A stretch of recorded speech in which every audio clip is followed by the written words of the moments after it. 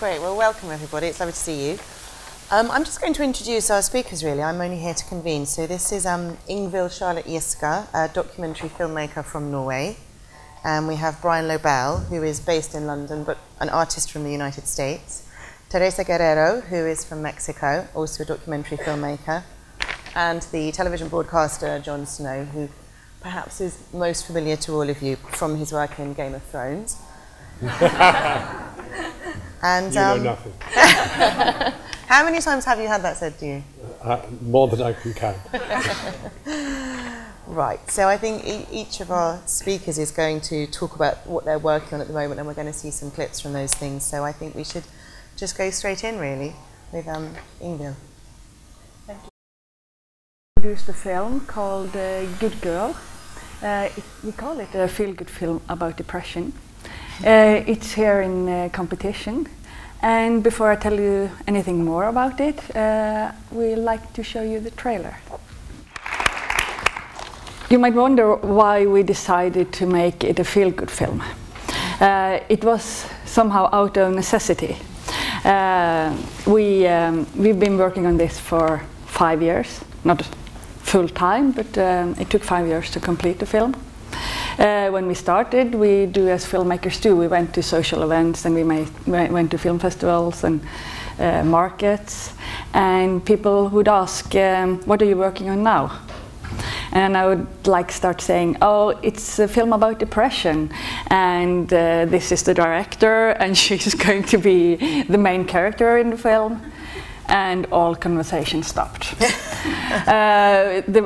We didn't have anyone to talk to about anything after saying this.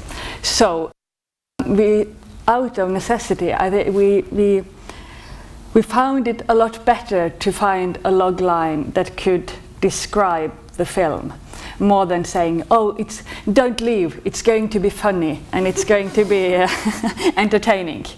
So when we started to say it's a feel-good film about depression, people started talking to us, and immediately people started telling their own stories, because depression is affecting almost everybody.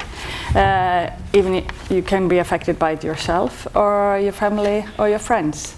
So it's very close to people, but we don't talk so much about it.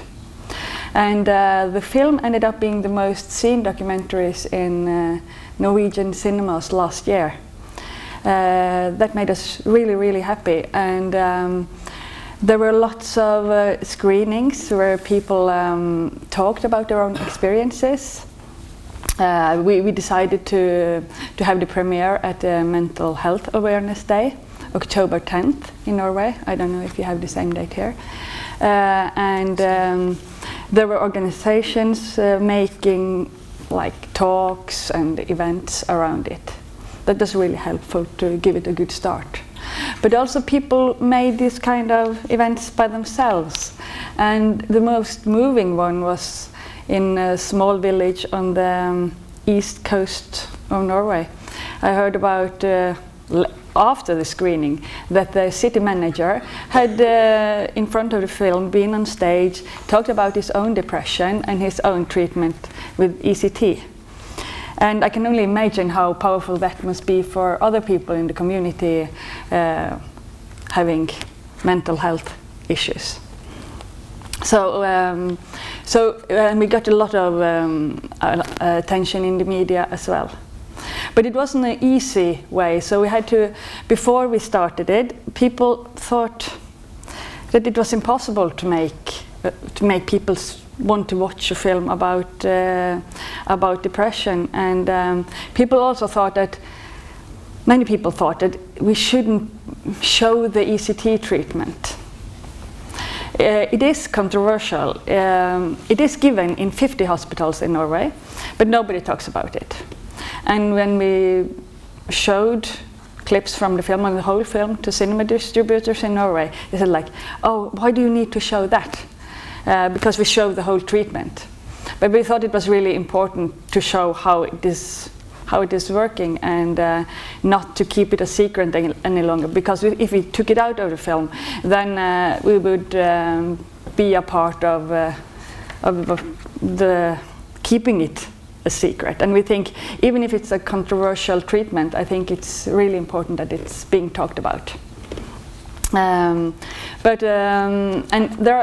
are two controversial things in the film. One thing is the stigma on mental health, and that worked really well, and people talked a lot about it after the film, and I think it has created a lot of openness in Norway. The ECT treatment was not debated as much as we expected, but it's more well known now, and it has contributed to that people knows that it exists at least.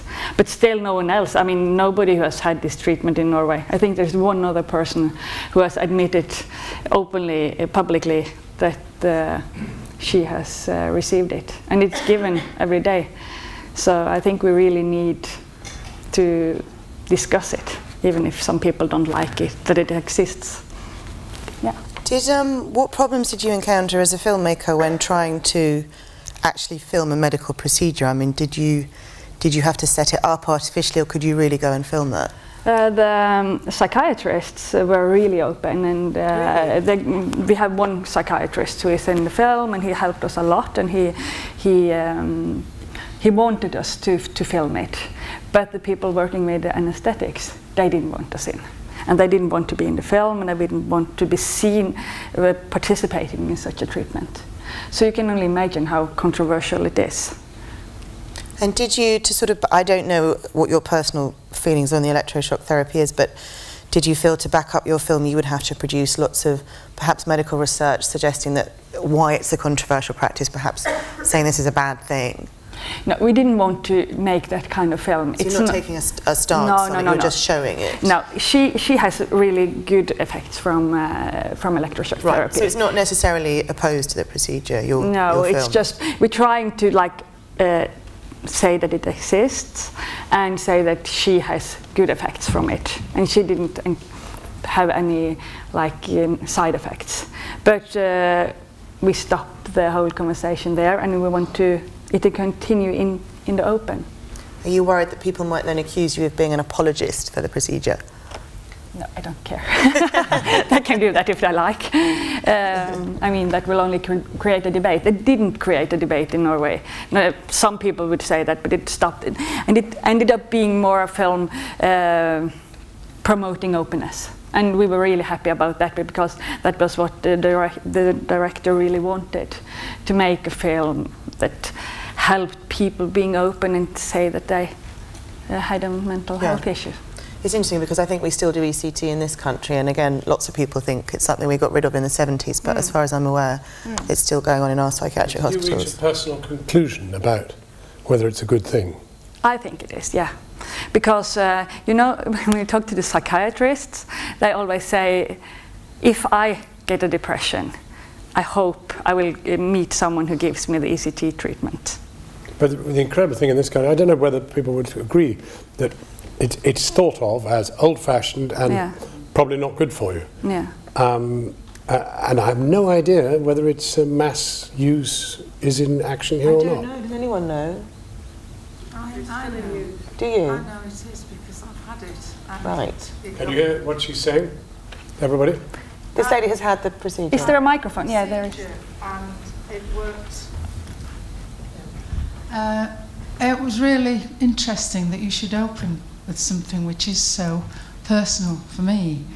But it was a good thing, because there are fears about it, myths about it, and in my case it was the only treatment that would help me with my particular kind of depression, which I'd never had before. This was about 8 years ago. I had to give up my lecturing job. I went in and all medications failed, but the ECT worked. Wow. And it helped having a friend as my anaesthetist, because it was reassuring, because I was frightened. I'd read so much about it. But anyone who is faced with the family decision, my recommendation after a lot of research would be, yes, try it. How often did you have to have it? It was a weekly session, Friday mornings, a sedative, and then... For about... I never knew that... The funny thing is that you don't remember. But was it for a few weeks you had to Oh, go? yes. Quite a long time, period of time. Yeah. 20 weeks, I think. Yeah. Brilliant. Thank you for contributing. I think the procedure is different in different countries. I've heard that before, and in Norway they give it like 2 or 3 times a week for a shorter period. So yeah, so more concentrated. Yeah. Great. Every case is different. Yeah. How interesting. I think we should probably move on to Brian's work, and Brian is going to perform for us in a more interactive fashion, I believe. Oh. Well, I'm a performer by trade, but I'm deeply uncomfortable speaking off the cuff, so I prepared something written, and there's something you can watch behind me. The biggest barrier to creating any work on the topic of cancer is cancer. It is a big word, it is a scary word, and in just 2 syllables can make a person shut down, shut off, and disengage. The word is both the topic of intense fascination and vile repulsion. The word is medical jargon, political posturing, ethical conundrums, personal traumas. The word is leukemia, melanoma, teratoma, mesothelioma, myeloma. The word is breasts, testicles, esophagi, bones, brains, pancreases, prostates, livers, lungs, Herceptin, tamoxifen, cisplatinum, Kadcyla. The word is chemotherapy, radiation, immunotherapy, BRCA1 and BRCA2. The word is race for life, light the night, Movember, marathons, bikeathons, bakeathons, just giving. The word is 100 mils, 20 pills, 5 hours, 95%, 50-50, 6 months, 2 to 3 years. The word is no makeup selfies, the I wish I had breast cancer poster campaign, Jade Goody, Henrietta Lacks, Lance Armstrong, Stephen Sutton. The word is hairlessness, it is vomit, it is the suffering of people we love. If the word cancer is all of these things and much more, it is no doubt that cancer itself is the biggest barrier to making creative work about cancer. But I've been trying. Over the last 15 years, since my own personal experience with cancer, I've been creating a series of work broadly entitled Fun with Cancer Patients, which includes a trilogy of autobiographical performances, visual art exhibitions with current cancer patients, and interactive events. I started developing this series of works during the time of my life when I was the edgiest, angriest, and most up for a fight. But nothing I created on the subject was ever able to offend or stir in the way I wanted it to. People loved my monologues about masturbation because they were ultimately about my fertility. And when I asked people to touch my genitals in a performance, which I did for over 1,500 audience members, they obliged as part of my healing process with my body. Only my mother was offended by that performance, and that is perhaps to be expected. So when I began my latest project, a short film entitled So High, So Low, about the effect of marijuana policy on young adults with cancer, I didn't think I would be exploring controversial territory. The plan was simple. I would fly one of my closest friends, Gia, from Detroit, where she lives, to Denver, Colorado, where we would attend the world's largest gathering of young adults with cancer. Gia is an American healthcare horror story. A young woman whose chronic sarcoma went undiagnosed for months and who now dutifully participates in a National Institute of Health trial in DC, which provides the drug which keeps her alive. In our first interview, Gia and I strayed slightly from the topic of marijuana policy to talk about her expectations of the conference we'd be attending, and suddenly this new theme emerged, namely the exclusivity of cancer discourse and its failure to reflect so much of lived experience with cancer. So here's a clip from Gia. So the first full session that Gia and I attended at CancerCon was also our last full session that we attended. While listening to the opening speeches made by inspiring people who had achieved phenomenal things after their cancers, we both turned to each other and started to cry. Why must we be inspiring creatures even here?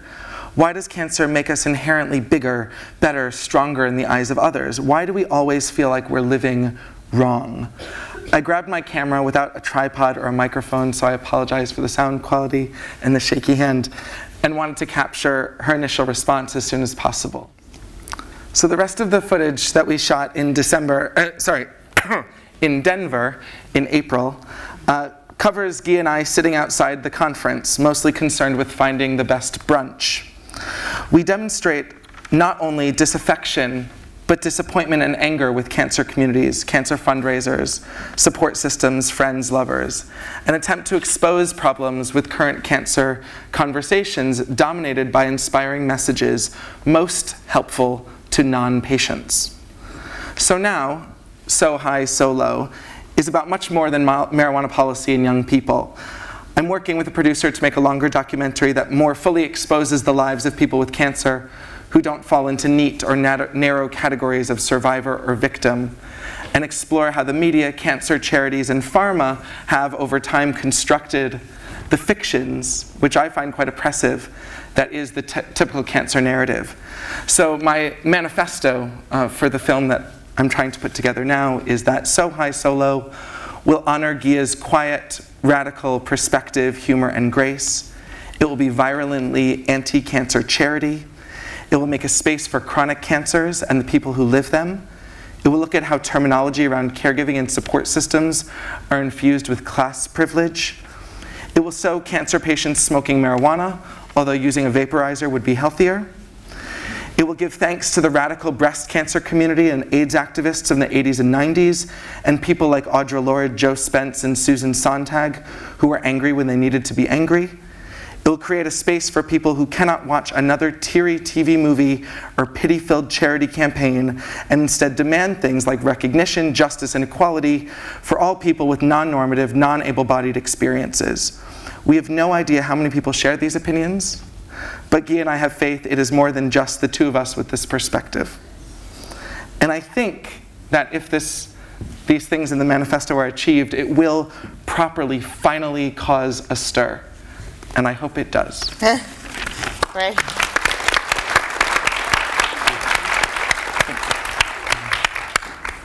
I imagine you have already had to develop something of a, I don't know, an armor or a thick skin when other people with cancer come to you. I presume they're coming and suggesting that you're letting the side down.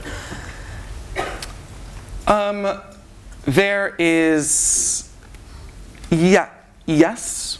I have to defend that. I think that people with cancer will be better if they don't accept pity and charity models, which we don't accept in any other kind of context surrounding disability. And I have to be really clear about whether it's for someone to do, if someone wants to make a run for themselves, that will make them feel good, that will make them filled with pride, that will challenge their body in a way they want to be challenged, that's great.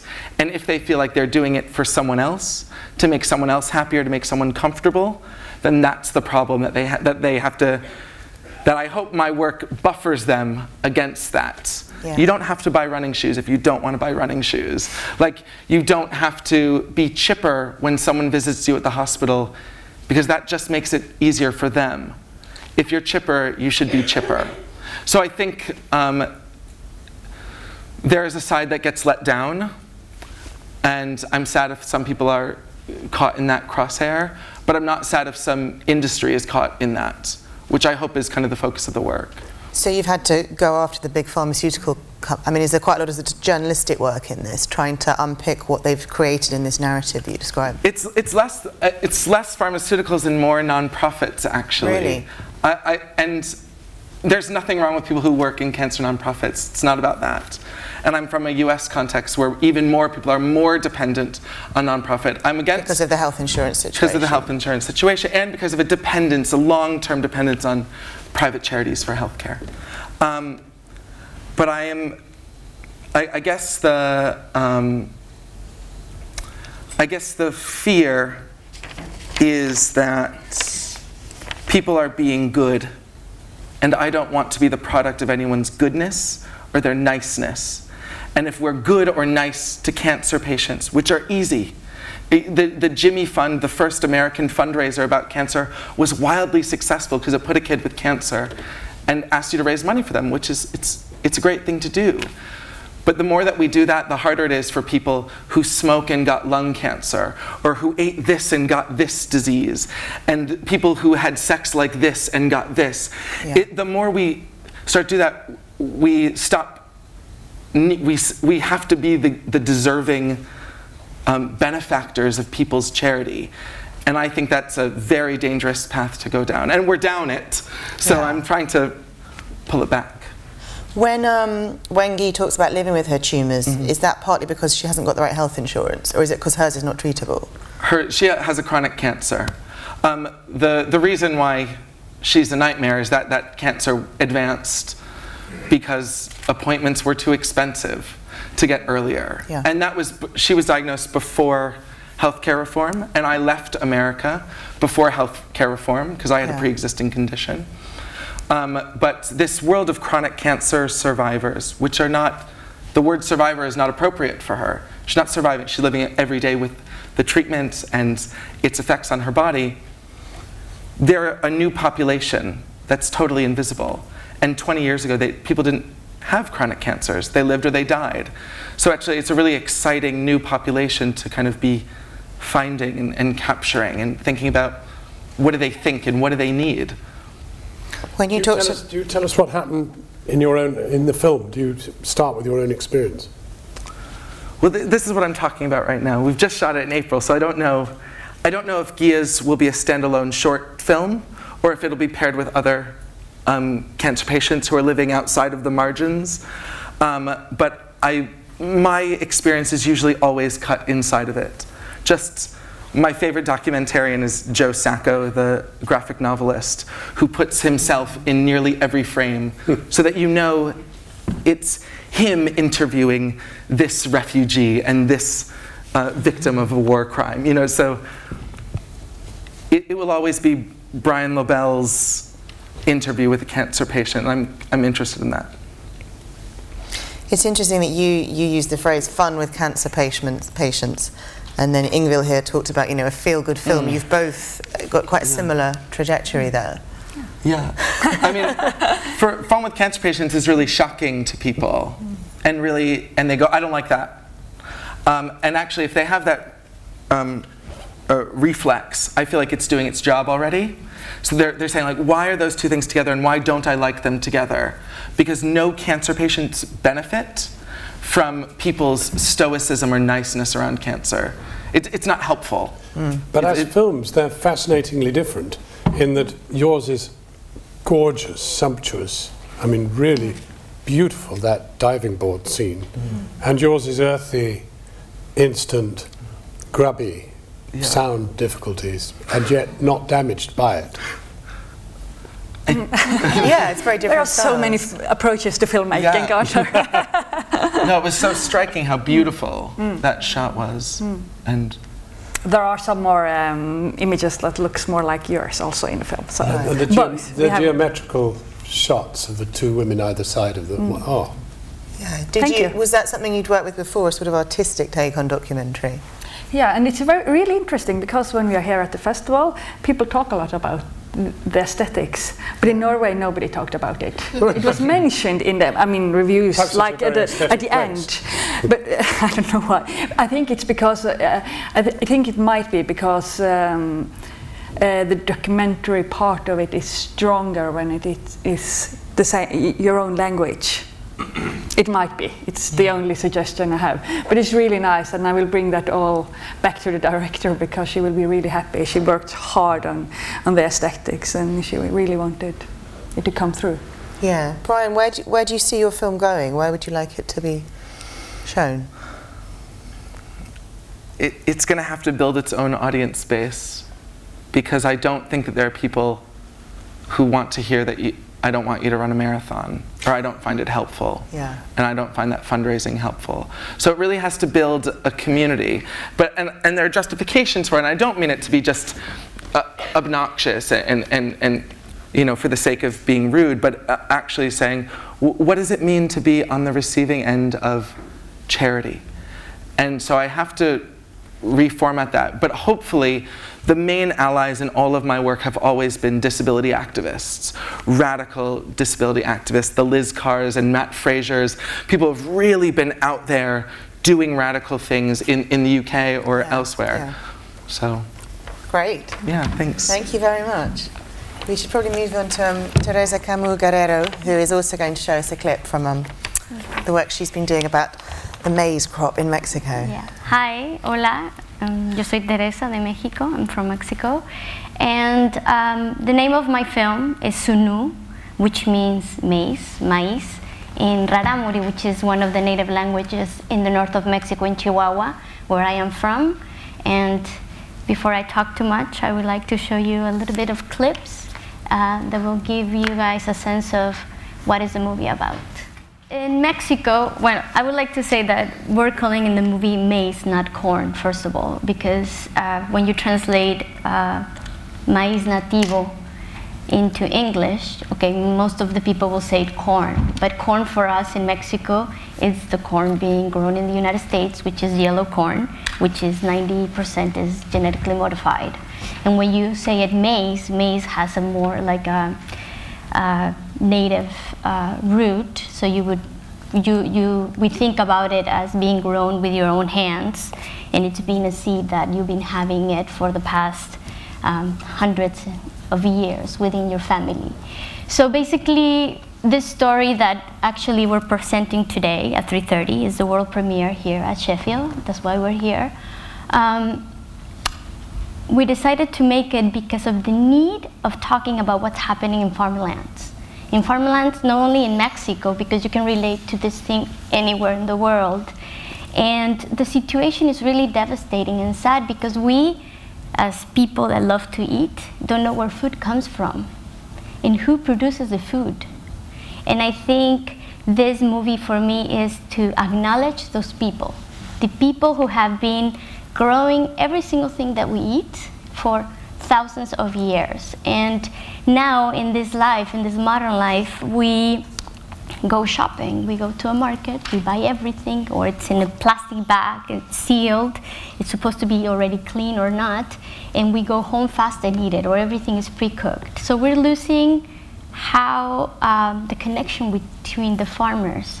We're losing, there's a gap that has been growing for a long time. Where I am from in Chihuahua, which was one of the main reasons that kept me wanting to do this film, was they're not anymore, we call it mercados sobre ruedas, the markets where the farmers come and sell it. Now everything is Walmart, Soriana, or this big brand shopping centers, and everything comes from elsewhere.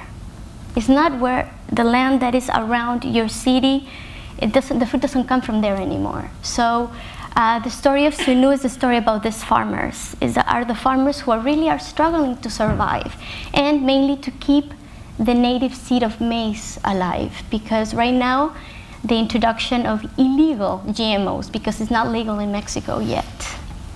What's happening to them? You know, what is going to happen if eventually the contamination, or they accept that Mexico should have genetically modified seeds? What's going to happen to them? We're going to lose the culture and the tradition of growing corn. We say in Mexico that corn is not, maize is not a seed only, or a food, or a thing, or a little grain that you do pharmaceuticals with or sugar with. It's an identity. In Mexico, we're made out of corn. Mexico is a center of origin and diversity of corn. So right now, I think it's a very crucial moment to tell the story of farmers and to really make people think where your food is coming from. So in the movie, we deal with many issues because it was very difficult, because you can't, when you make a movie, you can tell the story 1,000 different ways. So mainly in Sunu, we talk about the devastation of farmland, the industrialization of food, climate change, you know, because the climate is changing. Like in the first scene, the man is worried because he's a dry farmer, and if it doesn't rain, it didn't rain. When he seeded the ground, it was so hot, the water didn't come, that his seed reventó, it burst out.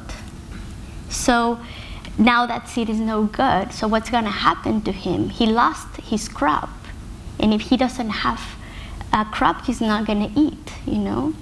Another good theme about the movie is the government, obviously. In Mexico, the government in the 80s made this agreement with the United States about how we're going to be the workers and they're going to be the ones who produce the food, because Mexico imports 11,000 tons of corn from the United States to eat, while Mexico has great seeds, great farmers, great land, and Mexico decided to buy it first from the States, then from Mexico.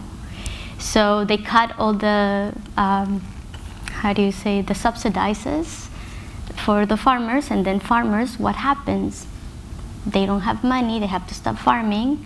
Their younger generations, their kids say, I don't want to be a farmer anymore. If my dad is having such a hard time farming, why don't I just move to the city? Oh, let's go to America and be immigrants. So there's a giant group of thousands and thousands of Mexicans who have moved to the United States illegally, some of them illegal, to work and become workers, and the Mexican land is being abandoned. And then the government, obviously right now with GMOs, they said, hey, you know, yeah, sure, we want GMOs, but who's gonna grow GMOs? The industrial farmers. And the industrial farmers, they're trying to make them do it, but actually at the end, they know it's not right, because then they know that the seeds, they have to buy it from a corporation, which is Monsanto, and every year they have to keep buying it. So by doing that, you will lose your own seed and the contamination, and it's a long story. Did you have to do a lot of work sort of digging around in what Monsanto were up to? Was it quite investigative? It's been a research for many, many years. The story of how I came up to do the film is really beautiful, and I explain really fast. I'm a puppeteer.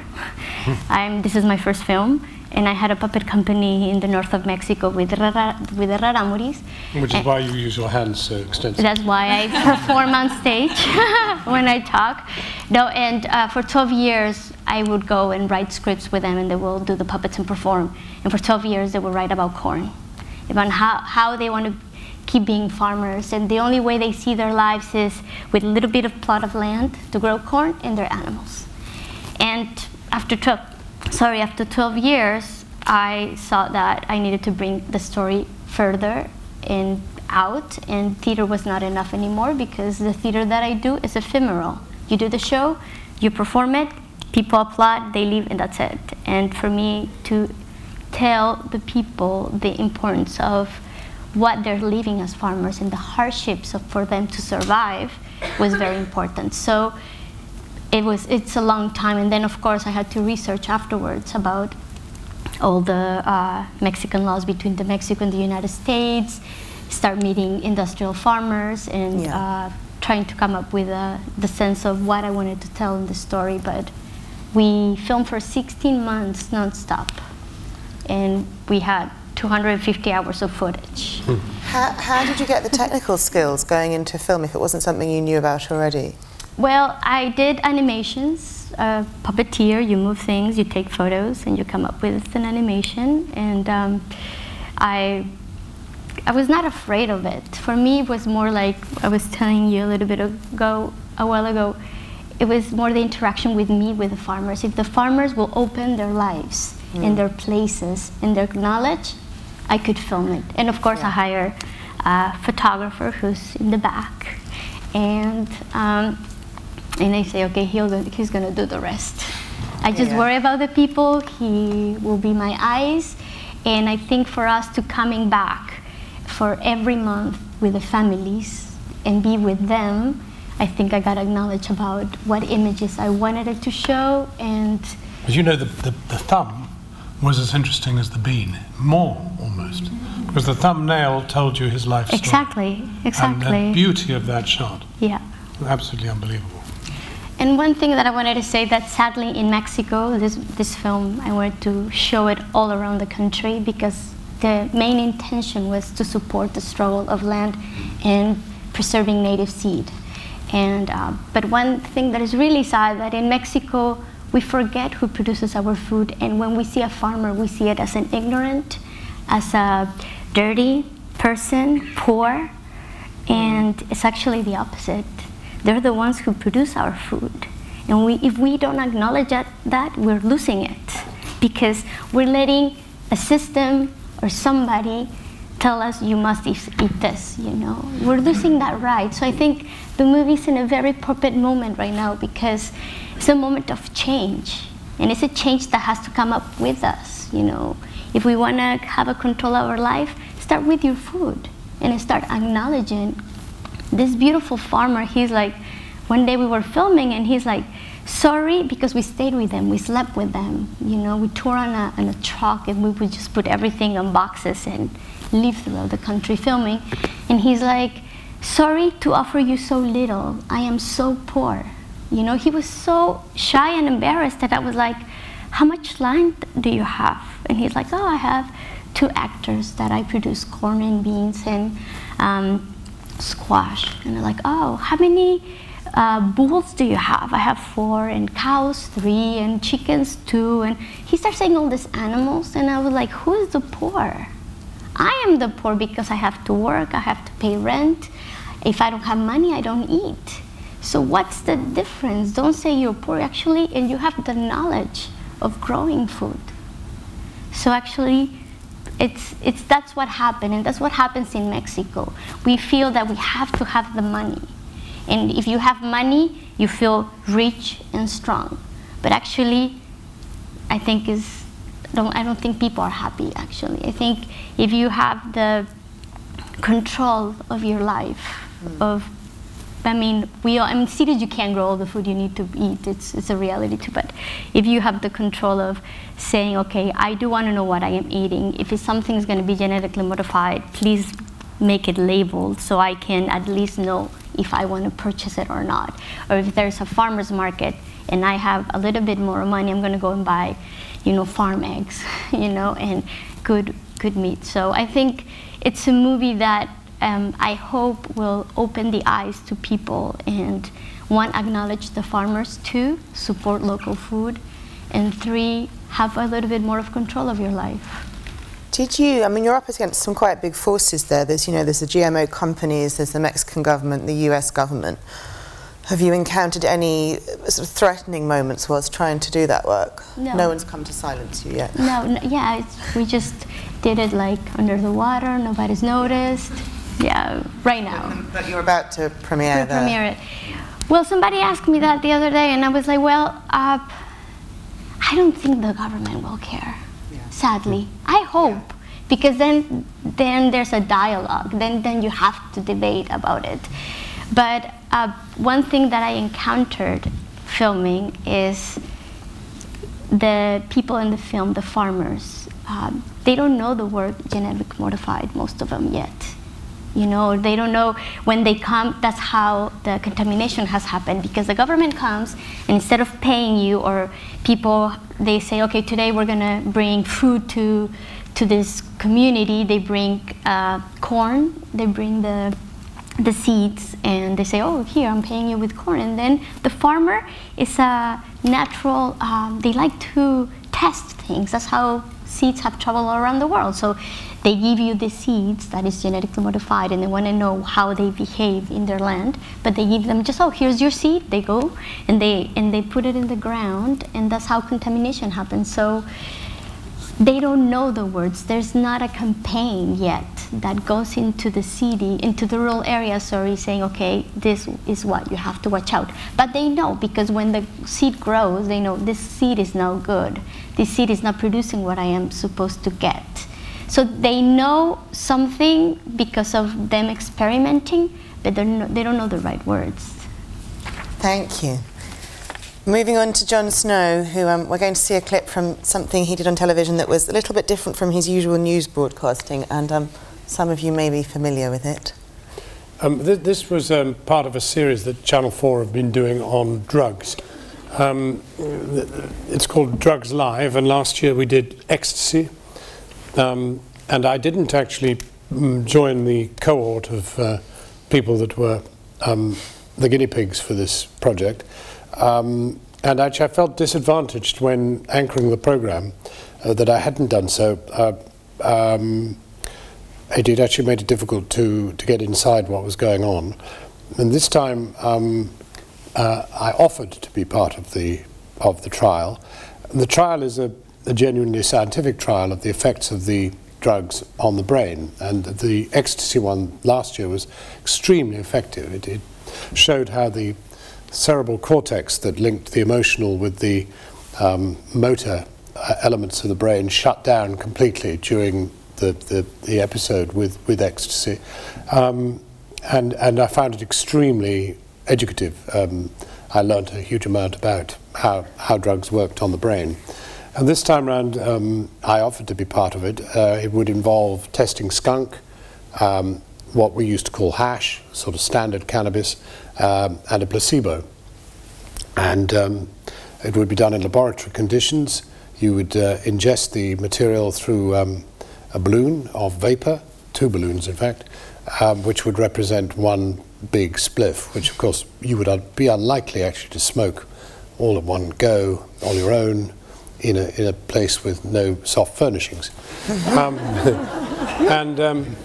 So when it came to actually making the film, there we were at University College Hospital with an NHS-approved, Home Office-approved scientific experiment in which there were 20 guinea pigs. Not really a scientific cross-section, but I don't think it really mattered because it was enough to film all our brain function during the MRI scans that were done, and then to have a discussion with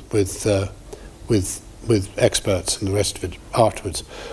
Well, the skunk was a shocking experience as far as I was concerned, and I'll try to make some sense of it once we've had a look at how it affected me.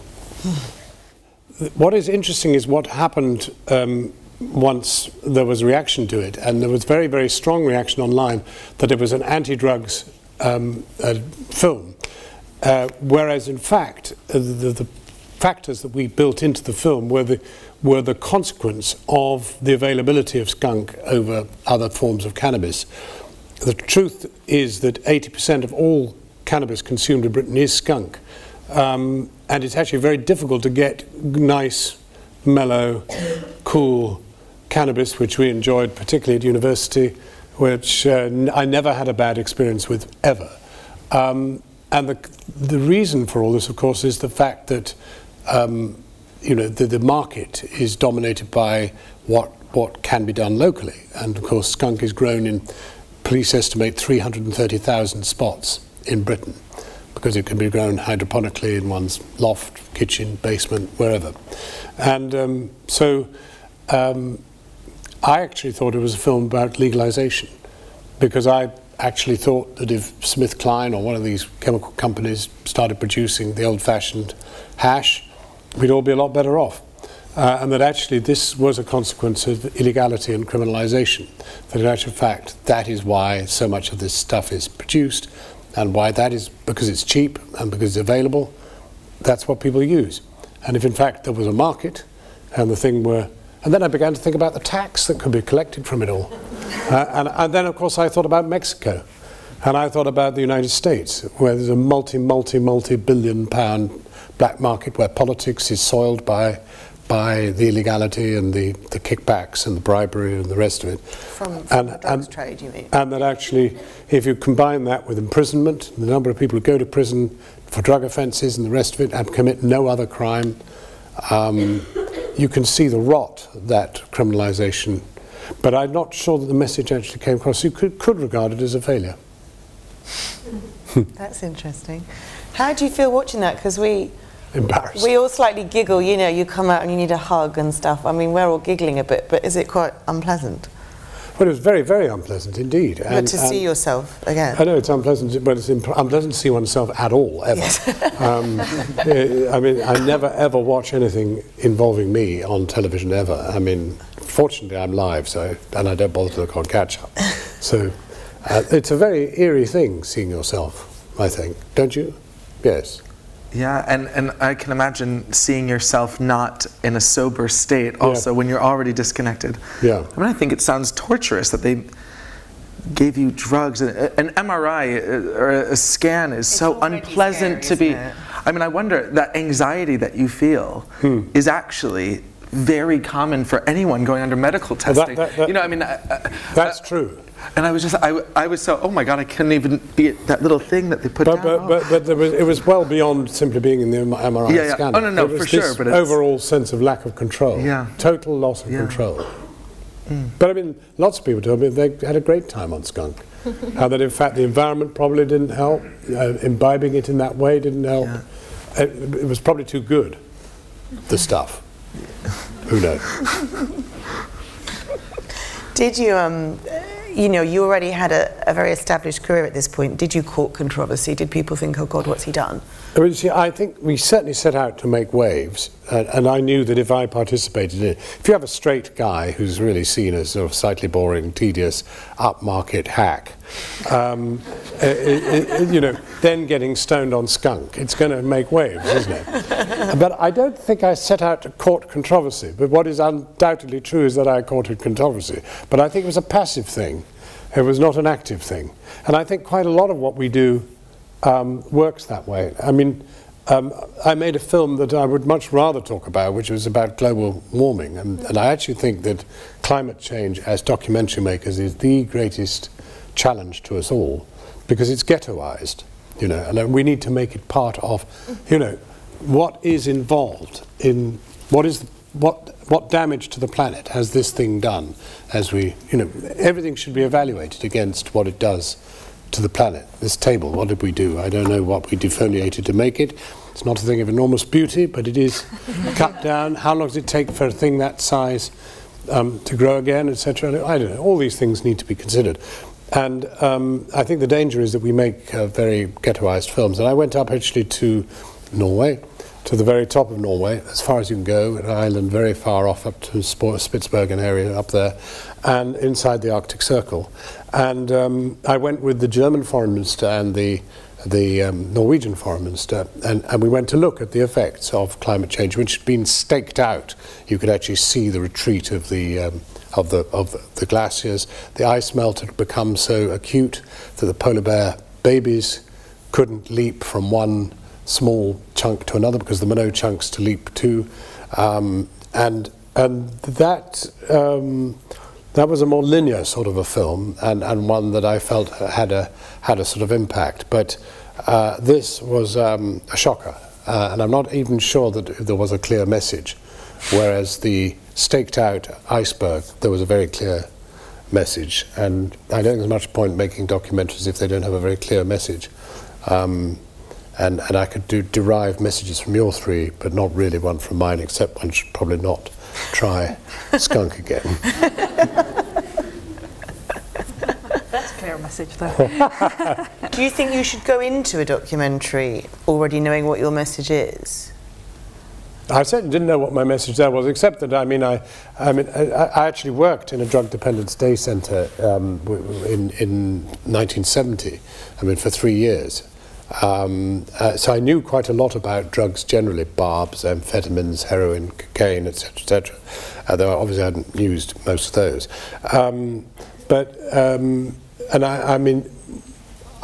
So I wasn't blind going into it, but I went in actually to be an innocent victim, and I thought that was a good condition to go in. I didn't have any strong feelings about skunk. Yeah. I'd never really thought about it. And yet I'm still involved with this day centre, which is less druggy now, but skunk is definitely the drug of choice. Yeah.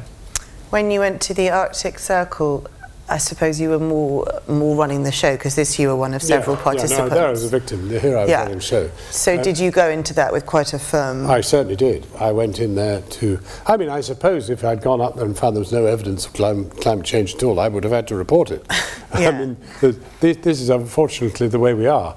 You know, you go to see a shocking truth, and you have to report it, and court controversy thereby. Yes. So I went up there to make waves, though not in fact to court controversy, and I don't think I did. Although I would have done if I'd told the truth, which is that I wore polar bear skin trousers because the people I was going, this was actually in a second run that I did with Ban Ki-moon in Greenland, and there were two dreadful things we did. The first thing was to wear polar bear trousers because the locals said you would be too cold in your survival suits. The only way to survive on a sled going across the ice is to wear polar bear trousers and sealskin jackets. There are plenty of seals, but no polar bears in that particular area, so there it is. Whether they were all shot to make my trousers, I don't know. But, no, but the serious point was that we then ate carpaccio of whale for Mr. Ban Ki-moon's dinner. But they're allowed to shoot 2 whales a year, and there's only 50,000 of them, so there's really only just enough whale to go around. And I felt bad about it, but didn't feel I needed to reveal it in the film, so I've told you. Yeah, and is that one of those times where there's an issue when you go as a Westerner into a different culture, a native culture, and they're doing what they need to do to survive, and you have to ask yourself, well, who am I to say you shouldn't be eating whale? I think that's very true. I mean, the thing in Greenland is that there's such a surfeit of seals that there is culling simply just to sort of keep the place from infestation. Yeah. And indeed, there's plenty of skin. But what is interesting is that the ice has broken up so badly that hunting has been very seriously eroded. Hunting season has been shortened by 2 months from sort of 4 to 2. When, say you had gone somewhere like that and with quite an environmental mission in your head, environmentalist, and then you got there and found, I don't know, someone like Greenpeace doing something that you didn't agree with, would you then think, oh gosh, I actually have to show that maybe they're not helping, or maybe this isn't what I thought? I think, you know, in the end you have to tell the truth. Yeah. I'm not conscious of having gone, conscious of having gone to places with a lot of prejudice. I happen to be an Iranophile. I'm an absolute sort of, completely love the country and love the people and think they've been absolutely grotesquely bullied and outrageously treated, etc. Yeah. You know, if I find some naughtiness, and boy do you find some naughtiness in Iran, well then you have to report it, yeah. Yeah. I think we're going to open this up to the floor, so I'm not sure what we're doing with a roving microphone, or if we're just going to let you speak. We do have a roving microphone. Okay, there's 2 very prominent hands. This one to start. Thank you to everyone for making these films. It's very important that you keep on doing that. I just want to stick with Jon's film for a second, because it seems to me like you feel like that's the end of the road for that. You feel it's a bit of a failure. I used to work at the Institute of Psychiatry, and a lot of the people in the associated hospital are in there with mental health problems because of skunk. Because drug users often use many drugs, it's hard to pinpoint that as the problem. But I think what is really important is that people know about dosage. And that this can be something that has a massive effect, especially on developing brains. So if there's any way to use this to get that point across, I think that would be great. Well, that chimes very much with my sense of legalization. I mean, obviously if the box provided a dose at a time or whatever, I mean, I wouldn't want to call it a dose because you'd feel it was a bit sort of medicinal, but that if in fact there was an approved level, if you do twice that, you're going to run yourself into a lot of trouble. But at least then the customer is in a position to make or the patient is in a position to make a choice. This denies people choice. They have no idea what they're actually going to be taking. The THC content of these inbred and inbred plants is almost like unmanageable for us. Yeah. Well, I think the research we went to, I think it was King's, have done this survey of the last 5 years and found that 25% of all psychosis diagnosed in London is skunk related. But if you go to a place like Colorado right now, which has just legalized marijuana last year, the amount of education that's available in public information and people who are knowledgeable about the marijuana that they have and the kind of high and how much you should take, and it was like really amazing, and big signs that say like, actually it's really important that you don't smoke under 18 because it does disrupt developmental, it disrupts your brain development. Actually, those kind of campaigns, I saw great, amazing evidence for legalization, just to add on to that. Thank you very much. That's really interesting. There was another hand, this lady. Thank you. This is a question about Sunu. I just wondered, in the film, do you actually talk about what the solution might be? You mentioned that it could be the fact that the farmers actually need to be educated to not accept the maize grains. Well, not exactly like that. In another form we do, because like I tried to say, I'm sorry, my English is... Perfect. Thank you. It's perfect. No, but they know. You will see experiences in the film when they notice what happens when their corn gets contaminated, because it's illegal right now in Mexico. It's not legal yet. And they understand it, and they say it really, really well. Some farmers do understand, and they don't use the vocabulary we use, like genetically modified.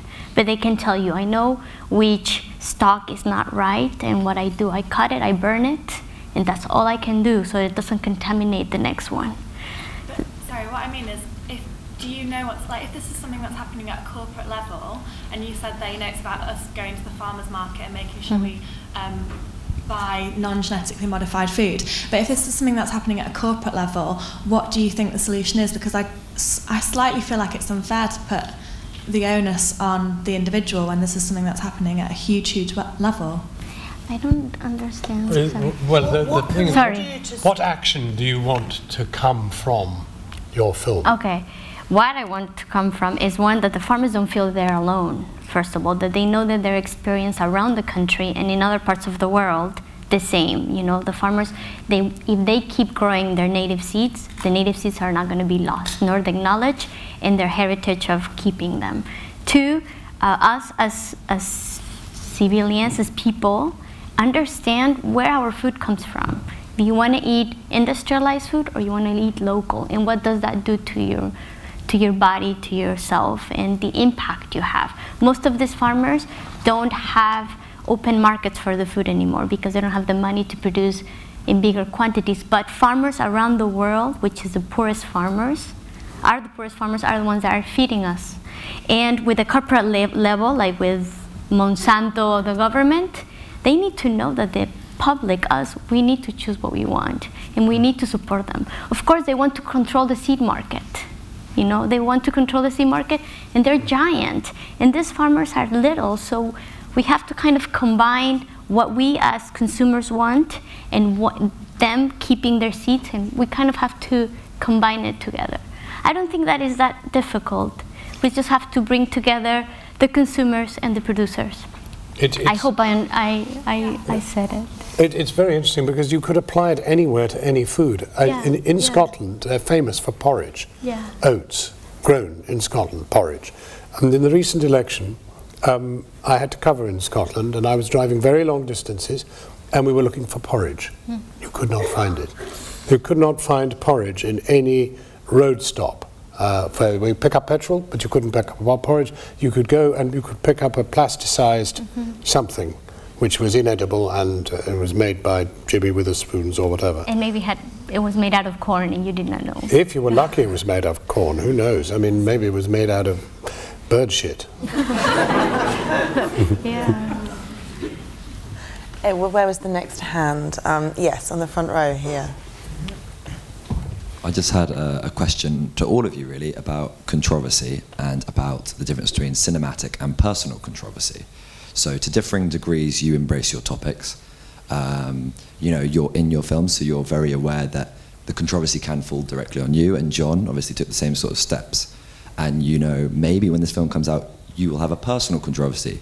People will approach you and ask you your opinions and why you did this. And that's very different from a contained message in a film. You know, you control it. And I wonder how you deal with that, whether it worries you, whether you just embrace these things as really important and you just have to own them and be brave and be like, I'm going to stand up for this. But that difference between cinematic controversy and personal controversy, I wonder if you could kind of discuss that a little bit. Great. Shall I maybe take each of you in turn, or? Yeah. It ended up being, with our film, in Norway at least, it's not like we were thinking a lot about the potential controversy of the ECT treatment, but it didn't become as big as we feared. So it was mostly the discussion about mental health awareness, which the director got a lot of applaud for. And she was, yeah, so we didn't meet controversy, really. In a way, even if it's controversial to talk about it, I think the general opinion is that you should do. So if someone does it, even if it's not that usual to be as open as she has been, it's applauded, not criticized. So it's been a really good experience for her. Is mental health, it's hard to compare, but you know, is it particularly taboo in Norway, or do you think you're more open than many societies? I think it's, I mean, yeah, well, it's hard for me to know, but I feel I get like same responses here after the screenings as we get in Norway. People coming over to me saying they have friends or someone in their family having been ill and nobody's talking about it, and they also feel that they would like to tell about their own experiences at work and not to hide their illness at work, but not really daring to do it. And also in the film, it's funny because her mother says like, "Oh, I feel a bit scared." It's like, do you really need to make this public? You might never get a job. That's what I'm thinking. But actually, I think it was really good for her career to make this film. So it's been quite the opposite. So she's being brave is.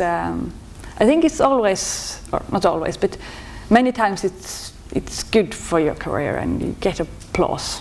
Yeah. At least she has done. Yeah. I don't know if you've got time for everyone to discuss this, but maybe Brian could answer. Well, I was just thinking about data and so much CCTV and so much information in so many places and emails and who knows what's. And actually, every time I see those things, I get a little bit happy because it makes me allow myself to be a little bit braver, because I go, everyone could find out anything they want about me anytime they want to. And if it's not, and if I'm not Facebook friends with my mom, she's still going to find out things about me. It's always going to work out. And in some ways, you know, I'm conscious. I was very conscious about Gia having any problems with her health trial. That was the only thing I was ever concerned about. She's like, I don't think it's going to be a problem. But that has a real life and death consequence, that if someone says, you're not appropriate for this study anymore. But I think actually all the data that's out there helps one be a little bit braver. Because if someone wants to find something wrong with you, they can find it. So you just try to be a good person and do things that you believe in, and I think that guides through. I think we're all small p politically motivated. I'm not party politically, but definitely I'm politically motivated, and that'll be a good headline for the Daily Mail.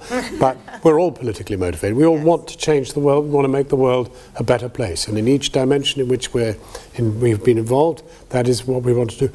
Personally, I'm not interested in courting controversy, because I think courting controversy is a kind of egotistical thing, which you could say that wretched little film was too, but that I made. But I mean, I think courting controversy, it shows a deliberate desire to be controversial without necessarily being very constructive. Making waves by telling the truth, by revealing something, by pursuing something as you all are, then I think that's a very praiseworthy thing. So I think we could dump the courting and go for the making.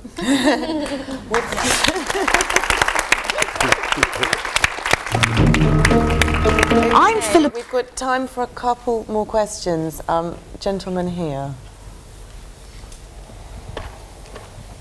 I'm just wondering about how controversial those films are. I mean, they're very interesting and important films, but I don't necessarily see them as controversial.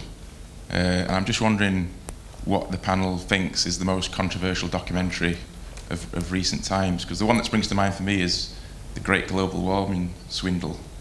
You know, Martin Durkin's one about climate change. And I'm just thinking, if someone had made a film saying ISIS have actually got a lot going for them, you know, something like that, that would be controversial. Right. They have. They made one themselves. Yeah. Anybody want to answer this? Has anyone seen We Are Many? See, I went to see We Are Many thinking that it would be a propaganda film, leftist and generally kind of, you know, off the boil. And it was an utterly remarkable film of complete factual truth. A brilliant film centered on the million people protest. And you came away, A, having cried, and B, very, very angry. Very angry indeed. War. And I came away feeling that film, like all these three films, should be made compulsory viewing. I mean, really amazing film, and I just hope it gets massive, massive circulation. That's We Are Many. We Are Many. Yeah. And the Russian woodpecker, sorry. The Russian woodpecker. That's on here too, yeah. What's that about, for those who don't know? I daren't even try to pinpoint it, but Chernobyl, the lead up to World War III, the Iron Curtain, and new revelations about the interconnection between those. It's amazing. The idea that Chernobyl was blown up deliberately. Yeah. By whom? Oh, you have to go and see the film. Wow, I'm desperate. Sounds controversial. It's very. Yeah. And the protagonist of the film was here yesterday. I don't know if he was here the day before, but you know, he is in grave danger. In Russia. Anywhere, I think. Yeah. Well, it was a very, very good question, and a very provocative one. We are going to have to end there, but what a fascinating note to end on. Thank you so much to all of my panel.